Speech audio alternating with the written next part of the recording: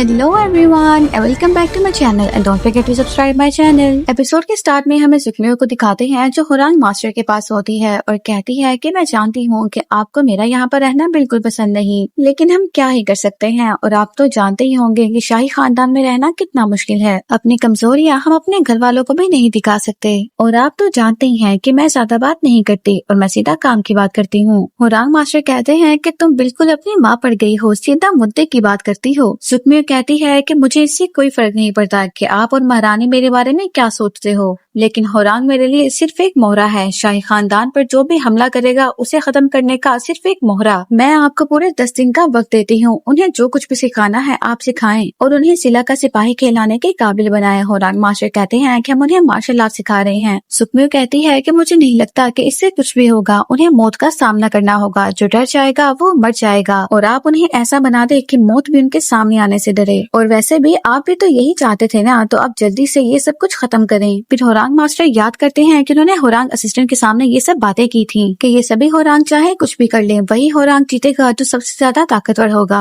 और ये सभी जीते या फिर हारे, आखिर में तो इन्हें एक दूसरे को मारना ही है। और फिर यहाँ पर हुरांग मास्टर को यकीन हो जाता है कि हुरांग असिस्टेंट राजमहल का जासूस था जो एक एक बात यहाँ की उन्हें बताता था। हुरांग मास्टर कहते हैं कि महारानी जी ने आपकी परवरिश बहुत अच्छे से की है। तो सुखमियो कहती है कि आपके पास 10 दिन है, उन्हें जो भी सिखाना चाहते हैं आप सिखाएं और इस बात का बस ख्याल रखिएगा कि वो मरे नहीं। फिर हमें मोमयोंग और मैकजॉन को दिखाते हैं, वो दोनों ब्रेसलेट ढूंढ रहे होते हैं। मैकजॉन कहता है कि तुमने उसे कहाँ घुमा दिया, तुम्हें पता नहीं है क्या वो मेरे लिए बहुत जरूरी था। तो मोमयोंग कहता है कि तुम्हारे लिए वो क्यों जरूरी था। तो मैकजॉन कहता है कि वो मुझे बहुत पसंद था, मेरा पसंदीदा ब्रेसलेट था वो। तो मोमयोंग कहता है कि फिर तुम्हारा पसंदीदा था तो तुम जाकर ढूंढो ना, मेरा सर मत खाओ, यहाँ पर जाओ कहीं और जाकर ढूंढो। कांगसांग को दिखाते हैं, वो भी उन्हीं दोनों को देख रहा होता है और ब्रेसलेट उसने अपने हाथ में पकड़ा होता है। पाहु ब्रेसलेट को पानी में ढूंढ रहा होता है और वो कहता है कि अगर आपको पता था कि ब्रेसलेट किसके पास है तो आखिर आपने उसे लिया क्यों नहीं। मैकजॉन कहता है कि अगर मैं तुम्हें बता देता तो क्या तुम उसे मार देते। तो पाहु कहता है कि जाहिर है मार नहीं पड़ना था। तो मैकजॉन कहता है कि नहीं, उसकी पहले से ही बहुत एहसान है मुझ पे। तो पाहु कहता है कि ये मामूली सी अवाम आप पर क्या ही एहसान कर सकती है, आप तो यहाँ के महाराज है ना। तो मैकजॉन कहता है कि नहीं, उसका दोस्त मेरी वजह से ही मारा गया था और वैसे भी अब वो मुझे बहुत पसंद है और उसकी बहन को भी मैं पसंद करता हूँ। और फिर पाहु से कहता है कि वक्त पर बात करना बंद करो और जल्दी से ब्रेसलेट ढूंढो, अगर वो मुझे ना मिला तो तुम्हारी खैर नहीं। कांगसांग को दिखाते हैं जो ब्रेसलेट लेकर योंगशिल के पास आता है और योंगशिल के पूछने पर उसे बताता है कि ये ब्रेसलेट मोमयोंग ने पहना हुआ था, ये मुझे हुरांग रे से मिला है और ये मुझे काफी अनमोल लगा, इसलिए मैं इसको आपके पास लेकर आ गया। फिर कांगसांग के जाने के बाद योंगशिल एक शाही पैगाम निकालता है जिसके ऊपर शाही स्टैंप भी लगी होती है और फिर वो उस ब्रेसलेट को शाही स्टैंप के साथ मैच करता है और कहता है कि शाही स्टैंप की तरह का ब्रेसलेट वो भी आन जी के बेटे मोमयोंग के पास। फिर हमें मैकजॉन को दिखाते हैं जो सो रहा होता है और उसके ख्वाब में क्वीन जीसू आरो को तीर मार देती है और वो डर के मारे उठ जाता है। फिर हमें क्वीन जीसू को दिखाते हैं जो वॉरियर लू के साथ होती हैं, उन्होंने अपने हाथ में चाकू पकड़ा होता है। वॉरियर लू से कहती है कि मैंने सुना है कि सारी आवाम यही कहती है कि मैं बहुत बेरहम माँ हूँ। और वॉरियर लू से पूछती है कि क्या तुम्हें भी ऐसा लगता है, और चाकू को अपने हाथ में जोर से दबाने लगती है जिससे उनके हाथ से खून निकलने लगता है। वॉरियर लू जल्दी से आता है और उनके हाथ को खोलते हुए चाकू को पकड़ लेता है। क्वीन जीसू कहती है कि मुझे इन सब बातों से कोई फर्क नहीं पड़ता, मुझे बस मेरे बच्चे की हिफाजत करनी है और उसे इस काबिल बनाना है कि वो आने वाले कई सालों तक सिला पर राज करता रहे। और आन जी की बेटी मेरे इस काम के बीच में आ रही है। तो वॉरियर लू कहते हैं कि क्या मैं उसे खत्म कर दूं। क्वीन जीसू कहती है कि नहीं, ये इतना आसान नहीं होगा, हमें सब कुछ सोच समझ के करना होगा, ऐसी चाल चलनी होगी कि सांप में मर जाए और लाठी भी न टूटे। फिर क्वीन जीसू सुबह में सुखमियो के पास जाती है और उसे कहती है कि मुझे तुम्हें एक काम देना है। फिर सुखमियो आरो के पास आती है, अपना चेकअप करवाती है और उसे कहती है कि क्या तुम मेरी वेद बनना चाहोगी। आरो कहती है कि मैं तो हुरांग में सबकी वेद हूँ। तो सुखमियो कहती है कि देखो, रानी भी यही चाहती है कि तुम मेरे साथ रहो और मेरा इलाज करो। फिर आरो को क्वीन जीसू की बात याद आती है जब वो कह रही थी कि तुमने जो कुछ देख लिया है अब तुम्हारा जिंदा रहना मुश्किल है और मैं तुम्हें ऐसे जाने नहीं दे सकती, तो तुम अब मौत को गले लगा लो। आरो डरने लगती है और सुखमियो भी ये चीज देख लेती है और कहती है कि बस तुम्हें मेरे बुलाने पर मेरे कमरे में आना होगा। तो भी ठीक है, आज से ये तय रहा कि तुम ही मेरी वेद होगी। फिर हमें हुरांग मास्टर को दिखाते हैं जो सुखमियो की बातों को सोच रहे होते हैं और कहते हैं कि वो बिल्कुल अपनी माँ पर ही गई है। इतने में वहाँ पर पीछू आते हैं और हुरांग मास्टर के लिए चावल का पापड़ लेकर आते हैं और हुरांग मास्टर से कहते हैं कि आज हमें सुखमियो की तरफ से एक पैगाम मिला था, वो मुकाबले की कुछ चीजें मंगवाना चाहती हैं। हुरांग मास्टर को इसके बारे में कुछ भी पता नहीं होता। तो पीजू कहता है कि क्या महारानी ने तुम्हें इस बारे में कुछ नहीं बताया? तो इसका मतलब है कि अब मुझे सारा काम अच्छे से करना होगा। अगर महारानी को मेरा काम पसंद आ गया फिर तो चांदी चांदी हो जाएगी। वैसे भी तुम्हें मक्खन लगाने का क्या फायदा? तो हुरांग मास्टर कहते हैं कि क्या तुम्हें मेरे ओहदे पे कोई शक है? पीजू कहता है कि तुम भी तो वही करते हो जो महारानी कहती है, तो फिर इतना गुस्सा क्यों हो रहे हो? तो हुरांग मास्टर पीजू से कहते हैं कि जरा बात सुनना। पीजू जैसे ही नीचे आते हैं तो हुरांग मास्टर उनके सर पे ही पापड़ मारते हैं और पीजू को जाने का कहते हैं। तो जाते हुए पीजू कहता है कि बहुत ही बेरहम दुनिया है। फिर हमें आरो को दिखाते हैं जो परेशानी में जा रही होती है। मोमयोंग उसके पीछे आता है, उसका हाथ पकड़ने की कोशिश करता है लेकिन फिर नहीं पकड़ता और फिर आरो को बुलाते हुए उससे पूछता है कि तुम हमारी परफॉर्मेंस देखने नहीं आई थी?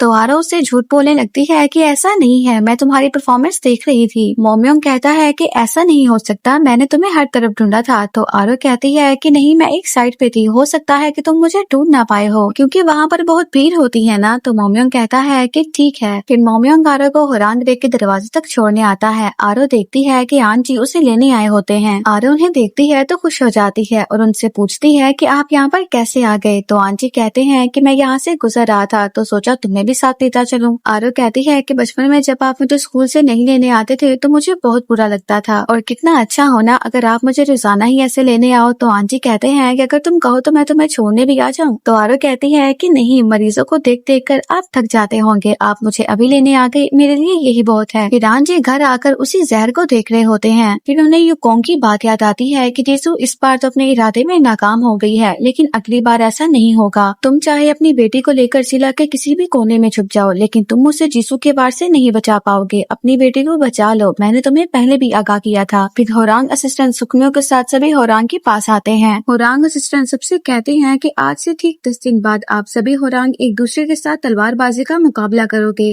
राजकुमारी सुखमियो खुद इस मुकाबले को देखेंगी और ये मुकाबला बाकी मुकाबलों से मुख्तलिफ होगा। जो होरांग दूसरे होरांग को हरा देगा वो पास हो जाएगा और इस तलवारबाजी के मुकाबले में आपकी जान भी जा सकती है क्योंकि जो होरांग मौत से डर गया वो भला अपने राज्य की हिफाजत कैसे करेगा। फिर सभी होरांग वहाँ से चले जाते हैं। सुखमियो होरांग असिस्टेंट से कहती है कि हम इन सभी होरांग को शिकार पर भेजेंगे और इसी शिकार की वजह से उनके मुकाबले की तैयारी भी हो जाएगी। होरांग असिस्टेंट कहते हैं कि मुझे तो लगा था कि शाही परिवार शिकार नहीं करते। सुखमियो कहती है कि शाही खानदान शिकार नहीं करते, उनके सिपाही शिकार करते हैं और होरांग हमारे सिपाही हैं और सिपाहियों के लिए दुश्मन चाहे जो भी हो उन्हें खत्म करना ही उनका काम होता है। फिर सभी होरांग के सामने भी इस बात को अनाउंस कर दिया जाता है। जुयोंग कहता है कि इनकी खूबसूरती के सामने इनके सितम फीके पड़ जाते हैं। इन सब होरांग को 2 ग्रुप्स में बांट दिया जाता है और जो ग्रुप सबसे पहले हिरन का शिकार करेगा वही जीतेगा। सुखमियो मोमयोंग को ही देख रही होती है तो जुयोंग कहता है कि लगता है राजकुमारी के दिल का शिकार किसी होरांग ने कर लिया है। योंगशिल को दिखाते हैं जो ये सोच रहा होता है कि अगर महाराज होरांग में है तो मैं ऐसा क्या करूं कि मैं उनका चेहरा देख पाऊं। फिर आरो के पास सुखमियो की सेवक आती है और उसे कहती है कि सुखमियो की तबीयत आज कुछ ठीक नहीं थी और वो शिकार पर चली गई है और आरो से पूछती है कि क्या तुम सुखमियो को यहाँ वापस लेकर आ सकती हो। तो आरो कहती है कि ठीक है, मैं उन्हें जाकर ले आती हूँ। फिर मोमयोंग, मैकचोन, सूहो और पेंड्रू एक साथ होते हैं। उनके पास से सुखमियो गुजरती है। सूहो कहता है कि ये अपनी माँ से कितने मुख्तलिफ है ना, क्वीन जीसू तो इतनी खूबसूरत है। पेंड्रू कहता है कि ये तुम क्या बकवास कर रहे हो। सूहो कहता है कि तुम लोगों को तो औरतों के बारे में कुछ नहीं पता है। जितना मैं औरतों को समझता हूँ, औरतें अपने दिल की बात और अपनी फीलिंग्स किसी को नहीं बताती हैं, लेकिन क्वीन जीसू का चेहरा सब कुछ बता देता है। पेंड्रू कहता है कि तुम फिर से शुरू हो गए और मैक्सोन उसे देख रहा होता है कि ये मेरी माँ के बारे में बातें कर रहा है। मोमयोंग कहता है कि उसने कहा है कि जो हिरन का सबसे पहले शिकार करेगा वही जीतेगा। पेंड्रू कहता है कि अगर उसने पहले शिकार कर लिया तो हमें कमजोर समझा जाएगा। फिर ये चारों अलग अलग डायरेक्शंस में चले जाते हैं हिरन का शिकार करने के लिए। फिर हमें आरो को दिखाते हैं जो जंगल में बड़े पेड़ के पास आ रही होती है। सुखमियो की सेविका ने आरो को बड़े पेड़ के पास जाने का कहा होता है कि सुखमियो तुम्हें वहाँ पर मिलेगी। आरो सुखमियो को आवाज देकर बुला रही होती है। सुखमियो भी वहीं खड़ी आरो को देख रही होती है और अपने तीर से आरो का निशाना बांध रही होती है। फिर हमें फ्लैशबैक दिखाते हैं। क्वीन जीसू सुखमियो से कहती है कि आरो नाम की लड़की को रास्ते से हटाओ, ये काम होरांग रे के बाहर होना चाहिए और इसके बारे में किसी को पता न चले। फिर मैकचोन को एक हिरन दिखता है और वो अपने तीर से उस पे वार करता है। मोमयोंग को दिखाते हैं, वो भी हिरन पे वार करता है लेकिन हिरन भाग जाता है। जब मोमयोंग हिरन के पीछे जाता है तो उसकी नजर आरो पे पड़ती है तो वो कहता है कि ये यहाँ पर क्या कर रही है। इतने में ही सुखमियो आरो पर तीर चलाती है जो उसके पास से गुजरता हुआ पीछे दरख्त पे लग जाता है। मोमयोंग भी ये सब कुछ देख लेता है। फिर जैसे ही सुखमियो दूसरा तीर मारती है तो मोमयोंग आरो के आगे आ जाता है और दूसरा तीर मोमयोंग को लग जाता है। फिर मोमयोंग ऊंची आवाज से चिल्लाने लगती है कि अगर कोई यहाँ पर है तो जल्दी आओ, मेरी मदद करो। मैकजॉन भी पास में ही होता है, उसे आरो की आवाज आती है तो जल्दी से आने लगता है। मोमयोंग बार बार आरो से कह रहा होता है कि मैं ठीक हूँ, तुम रोना मत। फिर मोमयोंग आरो को तीर निकालने का कहता है, लेकिन आरो मना कर देती है। मोमयोंग उसे खुद ही निकालता है। फिर मोमयोंग की नजर सुकमियो पे पड़ जाती है, जिसने तीर चलाया होता है। सुकमियो वहाँ से भागते हुए जाने लगती है। मैकजॉन भी वहाँ पर आ जाता है। सुकमियो अपने घोड़े पर बैठ के जा रही होती है तो मैकजॉन उसके पीछे जाता है। फिर सुकमियो एक जगह बैठी होती है। मैकजॉन उसके पास आता है और कहता है कि तुमने क्यों किया ऐसा। सुकमियो कहती है कि इज्जत से पेश आओ, क्या तुम जानते नहीं कि मैं कौन हूँ। तो मैकजॉन फिर उसे चिल्लाते हुए कहता है कि तुमने ऐसा क्यों किया और दोबारा ऐसा करने का सोचना भी मत, और अगर उसे जरा सी भी खरोच आई तो मुझसे बुरा कोई नहीं होगा, समझ गई तुम। फिर मैकजॉन गुस्से से सुकमियो को बातें सुनाता हुआ वहाँ से चला जाता है। आरो को दिखाते हैं, वो मोमयोंग की पट्टी कर रही होती है और रोते हुए उसे कह रही होती है कि तुम्हें क्या जरूरत थी मुझे बचाने के लिए ऐसे बीच में आने की। मोमयोंग कहता है कि ये जख्म मेरे लिए मायने नहीं रखते, तुम मेरे लिए मायने रखती हो। आरो कहती है कि अगर तुम्हें कुछ हो गया तो मैं क्या करूँगी, कभी तुमने मेरे बारे में नहीं सोचा। मोमयोंग कहता है कि तुम ऐसे रो मत, तुम्हें रोता देखकर मुझे दर्द होता है। फिर हमें फ्लैशबैक दिखाते हैं कि रात में आंजी होरांगरे आए होते हैं और वो मोमयोंग से कहते हैं कि मुझे तुम्हें कुछ बताना है, तुम आरो की हिफाजत करना, फिर चाहे कुछ भी हो जाए तुम उसकी हिफाजत करना और उसका साथ देना। फिर हमें सुकमियो को दिखाते हैं जो बैठी हुई मोमयोंग और मैकजॉन के बारे में ही सोच रही होती है। फिर मोमयोंग बाहर आता है तो मैकजॉन उससे पूछता है कि अब तुम्हें कैसा फील हो रहा है और उससे माफी मांगता है। तो मोमयोंग कहता है कि अब तुम मुझसे माफी क्यों मांग रहे हो। मैकजॉन के जवाब देने से पहले ही तीर के साथ एक पेपर आकर होरांगरे की दीवार पे लगता है, जिसके ऊपर लिखा होता है कि महाराज होरांग में मौजूद हैं। सभी होरांग उस पेज को देखने लगते हैं। जुयोन कहता है कि इसका क्या मतलब हुआ। बैंड्रियो कहता है कि इसका मतलब है कि यहाँ पर मौजूद होरांग में से ही एक महाराज है। होरांग मास्टर भी वहाँ पर आते हैं, उसे पढ़ते हैं और उस पेपर को फाड़ के फेंक देते हैं और कहते हैं कि अगर तुम में से ये किसी ने मजाक किया है तो इस बार तो मैं माफ करता हूँ, लेकिन अगर इसके पीछे कोई वजह हुई तो अगली बार उसे सजा मिलके रहेगी। और फिर वो सभी होरांग से जाने का कहते हैं। सभी होरांग वहाँ से चले जाते हैं। मोमयोंग, मैकजॉन और आरो तीनों वहीं पे खड़े रहते हैं। मोमयोंग उस पेपर पे बने हुए निशान को देख रहा होता है जो सेम टू सेम उस ब्रेसलेट जैसा होता है। फिर बारिश होने लगती है और तीनों खड़े बारिश में भीग रहे होते हैं और यहीं पर हमारा पार्ट कंप्लीट हो जाता है। See you in the next part.